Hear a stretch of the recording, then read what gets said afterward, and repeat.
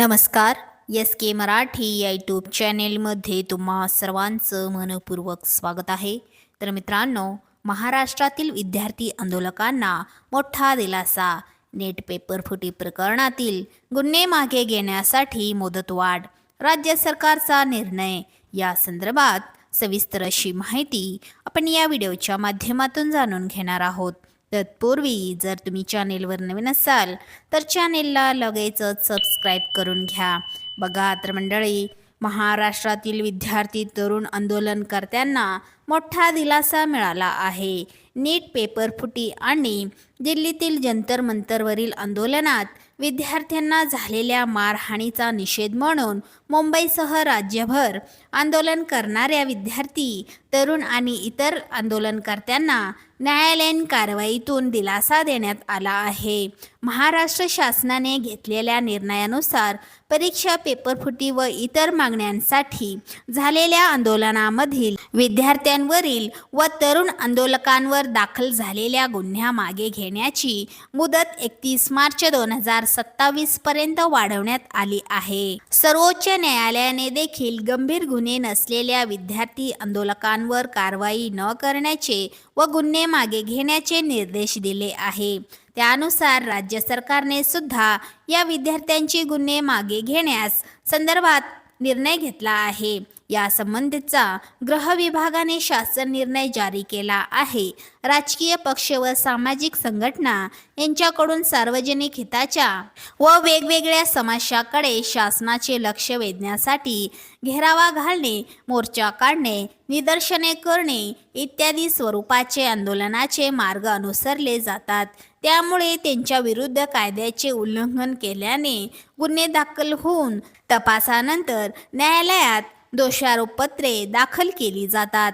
राजकीय व सामाजिक आंदोलनामुळे उद्भवलेल्या ज्या गुन्ह्यामध्ये 31 जुलै 2026 पर्यंत दोषारोपपत्र दाखल झालेले आहेत, असे खटले मागे घेण्यास शासन निर्णयान्वये मान्य केली होती. बघा तर मंडळी, आंदोलनातील दोषारोपपत्रे दाखल झालेले खटले मागे घेण्याच्या कालावधीत वाढ या संदर्भात आपण सविस्तर बघूया. सद्यस्थितीत खटले काढून घेण्याकरिता असलेले 31 जुलै 2026 पर्यंतची मुदत संपली आहे. तसेच दिल्लीतील जंतर मंतर येथील आंदोलनाच्या समर्थनार्थ राज्यातील विविध ठिकाणी झालेल्या आंदोलनात सहभागी विद्यार्थी, तरुण व इतर यांच्या विरुद्ध गुन्हे दाखल करण्यात आले असून सदर गुन्ह्याच्या दाखल खटले मागे घेण्याचा निर्णय शासनाने घेतला आहे. त्या अनुषंगाने राजकीय सामाजिक आंदोलनातील दोषारोपपत्रे दाखल झालेले खटले मागे घेण्याच्या कालावधीत वाढ करण्याची बाब शासनाच्या विचाराधीन होती. राजकीय व सामाजिक आंदोलनातील ज्या गुन्ह्यामध्ये 31 मार्च 2027 पर्यंत दोषारोपपत्रे दाखल होतील, असे खटले शासन निर्णयातील तरतुदी व कायदेशीर तरतुदीनुसार मागे घेण्याच्या या शासन निर्णयान्वये मान्यता देण्यात आली आहे. बघा तर मंडळी, भरती परीक्षा पद्धतीत सुधारणांसाठी राज्यात उच्चस्तरीय समिती या संदर्भात आपण सविस्तर बघूया. मुख्यमंत्री देवेंद्र फडणवीस यांच्या अध्यक्षतेखाली आज वर्षा निवासस्थान मुंबई येथील महाराष्ट्रातील विविध सेवा भरतीसाठी होणाऱ्या परीक्षांच्या पद्धतीमध्ये सुधारणा करण्यासंदर्भात बैठक पार पडली. महाराष्ट्रात विविध सेवा भरतीसाठी होणाऱ्या परीक्षा पद्धती सर्वसमावेशक, अधिक सुरक्षित आणि सर्वसंमत सुधारणा करण्यासाठी उच्चस्तरीय समिती गठीत करण्याचा निर्णय मुख्यमंत्री श्री फडणवीस यांनी घेतली आहे. ही समिती प्रत्येक महसुली विभागात जाऊन विद्यार्थी, शिक्षण संचालक आणि संबंधित घटकांशी चर्चा करून त्यांची मते जाणून घेईल.